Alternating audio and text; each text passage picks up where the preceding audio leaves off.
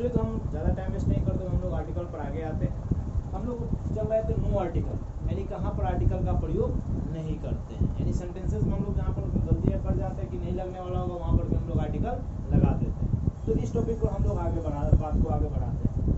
तो जनरल वे में हम लोग यहाँ पर देखते क्या है कि होटल जैसे आता है, रेस्टोरेंट आता है, कोई शॉप आता है, तो उसके नाम के पहले आर्टिकल लगता है, आर्टिकल का प्रयोग हम लोग लगाते हैं।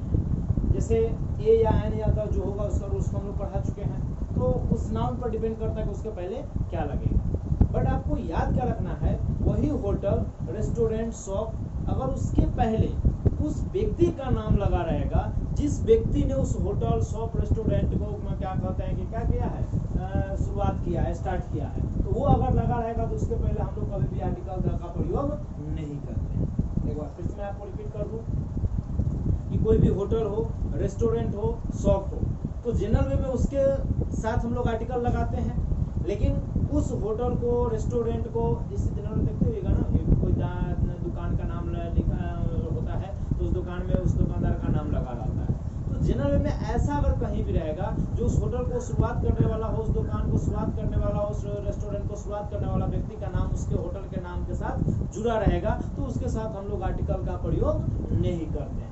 तो वही पॉइंट हम आपको यहाँ पर दिखाए हैं कि जब शॉप, रेस्टोरेंट, होटल्स, बैंक्स के साथ उस व्यक्ति का नाम जुड़ा हुआ रहता है जिस व्यक्ति ने इसको क्या किया है, शुरुआत किया, स्टार्ट किया है, तो हम लोग आर्टिकल का प्रयोग नहीं करते हैं। जैसे रेमंड शॉप देखते होइएगा, तो रेमंड जो है वो किसी व्यक्ति का नाम है और वो व्यक्ति अपने दुकान के नाम के साथ, वो अपने कंपनी के नाम के साथ एज अ मैंने टाइटल वो जोड़ लेता है। तो रेमंड शॉप देखते होइएगा, तो रेमंड शॉप में कभी भी द का प्रयोग नहीं होगा। तो वही हम आपको लिखाए हैं, Raymond shop, Harold shop, McDonald's, guest house. अब जैसे जनरल में ये गेस्ट हाउस है, तो गेस्ट हाउस अकेला रहता तो द लगता या ए या एन लगता, लेकिन इसके साथ हमने लगा क्या दिया, मैकडोनाल्ड्स, और मैकडोनाल्ड्स जो ही यानी उस व्यक्ति का नाम लग गया जो इसको स्टार्ट किया है, तो इसके साथ आर्टिकल ए या एन या द का प्रयोग नहीं करेंगे, यानी यहाँ पर आर्टिकल द का प्रयोग नहीं। चलिए अगला है जनरल वे में चर्च, टेम्पल, ये सब जो होता है तो उसके साथ हम लोग आर्टिकल द का प्रयोग करते हैं। लेकिन उस चर्च में, चर्च के नाम के साथ किसी साधु का नाम, उसका सेंट का नाम जो जुड़ा रहता है। जैसे चर्च है, अब सीधा चर्च है तो वहाँ पर लगेगा था, लेकिन चर्च में उसके साधु का नाम लगा हुआ है, यानी कोई व्यक्ति है जिस व्यक्ति के नाम के साथ वो चर्च बना हुआ है, तो उसके पहले भी हम लोग आर्टिकल द का प्रयोग नहीं करेंगे। जैसे यहाँ पर देखिए कैथर्ड है, चर्च का नाम होता है, कैथर्ड के साथ लग क्या क्या है, सेंट पॉल्स। अब सेंट पॉल्स जब ये लग गया एसटी पॉल्स, तो उसके साथ आपको क्या कहता है, आर्टिकल द का प्रयोग नहीं किए हैं। चर्च है, यहाँ अकेला चर्च रहता तो हम लोग आर्टिकल द का प्रयोग करते हैं, लेकिन इस चर्च के साथ क्या लग गया, जॉन लग गया, जो किसी उस साधु का नाम है, सेंट का नाम, उसके पुजारी का नाम है, पादरी का नाम है, तो उसके साथ हम लोग आर्टिकल द का प्रयोग नहीं करते हैं। वैसे आपको मैं बता दूं, चर्च के साधु को, सेंट को हम लोग साधु नहीं बोलते, हम लोग फादर बोलते हैं, ये तो आप लोग जानते ही है, बट हम आपको हिंदी लैंग्वेज में बताया था इसलिए हम आपको साधु बोल दे रहे थे। तो यहाँ पर ध्यान रखना है कि उसका जो सेंट होगा, उसका नाम अगर आ जाएगा तो उसके नाम के साथ आर्टिकल द का प्रयोग नहीं करेंगे। अगला कहता है, जैसे कोई भी अगर कंपनी है, एयरलाइंस की कंपनी हो कोई भी, जैसे कंपनी, कोई भी कंपनी आ जाए या कोई भी एयरलाइंस आ जाए, तो उसके साथ आर्टिकल द का प्रयोग नहीं करते हैं। जैसे यहाँ पर देखिए, फियाट जो आपको 4 चक्का बनाती है, Sony TV, motorcycle, TV, bike, क्या कहते हैं, मोबाइल वगैरह बनाती है, कोडेक जो आपको क्या कहते हैं कि कैमरा वगैरह की कंपनी है। तो ये सारे कंपनी या एयरलाइंस के नाम है, एयरलाइंस का नाम या जोड़ लग सकते हैं, इंडियन एयरलाइंस कोई भी, तो उसके नाम के साथ भी आर्टिकल नहीं लगता है। हाँ, राजघराना अगर आ जाता है, जैसे रिलायंस राजघराना है, तो वहाँ पर द लग जाएगा, लेकिन कंपनी का नाम अगर आ जाएगा तो वहाँ पर आर्टिकल द का प्रयोग नहीं करेगा। चलिए अगला क्या ध्यान देना है, प्रीपोजिशन, और उसके बाद कोई ऑब्जेक्ट आ जाएगा। ध्यान दीजिएगा, कोई सेंटेंस लिखते हैं, आई गो, अब जनरली आप लिखते हैं आई गो, अब इसके साथ लग गया preposition bye, I go by बस। अब बाय क्या हो गया प्रीपोजिशन, बस हो गया नाउन, तो प्रीपोजिशन के साथ अगर ऑब्जेक्ट आ जाएगा यानी कि नाउन आ जाएगा, तो उसके साथ हम लोग आर्टिकल का प्रयोग नहीं करेंगे। आप वहां पर ये नहीं कर सकते हैं आई go bye by the bus, ऐसा नहीं कर सकते हैं, सीधा होगा आई गो बाय बस। तो यहाँ पर आपको बात बताए हैं कि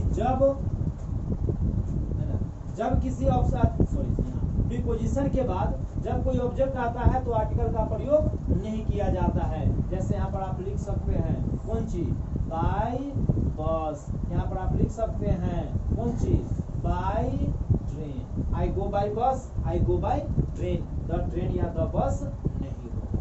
तो वही आपको हम बताएं कि प्रीपोजिशन के बाद अगर कोई ऑब्जेक्ट आ जाता है तो वहां पर आर्टिकल का प्रयोग नहीं करते हैं। अगला बता रहा था, अगर कोई भी ऑब्स्ट्रैक्ट नाउन का प्रयोग हम लोग करते हैं और उससे हम लोग फीलिंग इमोशन व्यक्त करते हैं और वो फीलिंग इमोशन हम लोग एक स्टेटमेंट के रूप में व्यक्त करते हैं, तो ये स्टेटमेंट यानी कथन बन जाएगा। तो स्टेटमेंट जो ही बनेगा तो उस ऑब्स्ट्रैक्ट नाउन के साथ आर्टिकल नहीं लगेगा। जैसे आपको हम लोग बात करते हैं honesty is the best policy, ये एक स्टेटमेंट हो जाता है, कथन हो जाता है, तो यहाँ पर द नहीं लग जाएगा, the honesty is the best policy नहीं होगा, सीधा होगा कौन चीज, honesty is the best policy. Sorry, the honesty कहने का मेरा मतलब क्या था, यहाँ पर द ऑनेस्टी नहीं लगेगा, सीधा क्या हो जाएगा, honesty is the best policy.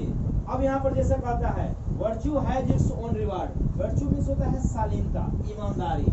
ईमानदारी अपने आप में क्या है, एक पुरस्कार है। तो आपको याद क्या रखना है कि इसके पहले भी आर्टिकल द का प्रयोग हम लोग नहीं करते हैं। क्यों नहीं करते हैं, क्योंकि ये एक एब्स्ट्रैक्ट नाउन है और ये एब्स्ट्रैक्ट नाउन यूज कैसे कर गया है, एक स्टेटमेंट के रूप में यूज हो गया है और स्टेटमेंट के रूप में जो ही यूज होगा उसके साथ आर्टिकल का प्रयोग हम लोग नहीं करेंगे। लेकिन एक बात आपको और याद रखना है, लेकिन उसी एब्स्ट्रैक्ट नाउन का प्रयोग अगर किसी व्यक्ति या वस्तु को क्वालिटी बताएगा, गुण बताने के लिए अगर किया जाएगा तो वहां पर हम लोग आर्टिकल द का प्रयोग करते हैं।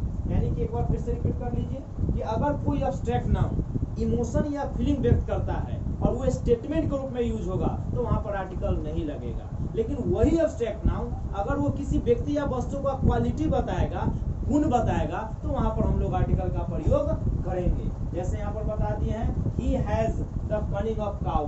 जैसे कनिंग का मतलब तो जानते करते हैं कौन चीज, धूर्त या शालीन होता है, वो क्या है, एक उसके अंदर में एक प्रकार का गाय की तरह शालीनता है। तो दैट मीन्स यहाँ पर आप देख लो कि यहाँ पर एब्स्ट्रैक्ट नाउन का प्रयोग हम लोग क्वालिटीज बताने के लिए किए हैं। तो क्वालिटीज बताया तो यहाँ पर आर्टिकल द का प्रयोग लगाए हैं, लेकिन वहाँ स्टेटमेंट के रूप में जब हुआ है तो स्टेटमेंट के रूप में यहाँ पर आर्टिकल द का प्रयोग नहीं किए। ठीक है, तो इसको उतारिए, फिर हम आपको आगे बता रहे हैं।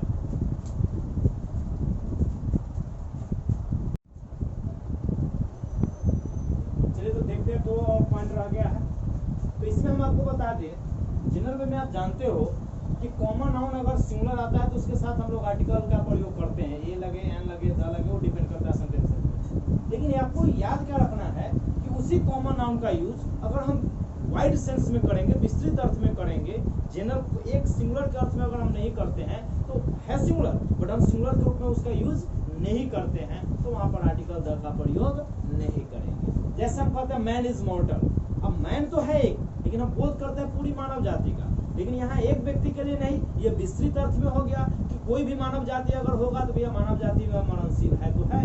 जैसे यहाँ पर हम कहेंगे मानव भी एक प्रकार का एनिमल है, तो जितने भी एनिमल उसमें सारे एनिमल में आपको इंटेलिजेंट कौन है, तो मानव है। तो वहां पर आपको बता रहे कि मैन का यूज, मैन एक कॉमन नाउन है, लेकिन यहाँ पर मैन कॉमन नाउन होते हुए भी इसका प्रयोग हम लोग किस अर्थ में करते हैं, तो विस्तृत अर्थ में करते हैं। तो जो ही विस्तृत अर्थ में होगा तो यहाँ पर आर्टिकल का प्रयोग नहीं करेंगे, द का प्रयोग नहीं करेंगे। या ऐसे भी कह सकते हैं फिश लिव इन वाटर। अब कोई भी दुनिया में ऐसा फिश नहीं है जो आपको पानी में नहीं रहेगा। तो कहने का मेरा सेंस क्या हुआ कि कहीं भी अगर आप ऐसा देखेंगे कि आपको कोई भी कॉमन नाउन अगर विस्तृत अर्थ में अगर उसका यूज करता है तो वहां पर आर्टिकल का प्रयोग हम लोग नहीं करते हैं।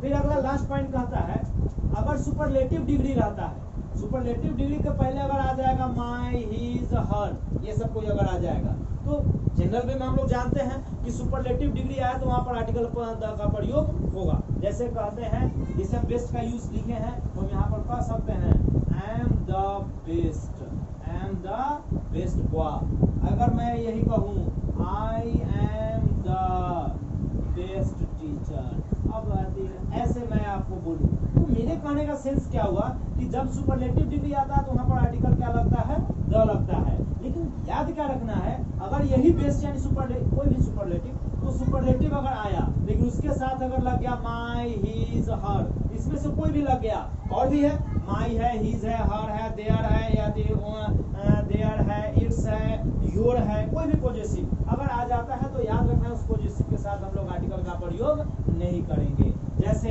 He is my best friend, अब यहाँ पर गलती से ये नहीं कर देंगे he is my the best friend, ऐसा नहीं होगा, सीधा होगा he is my best friend.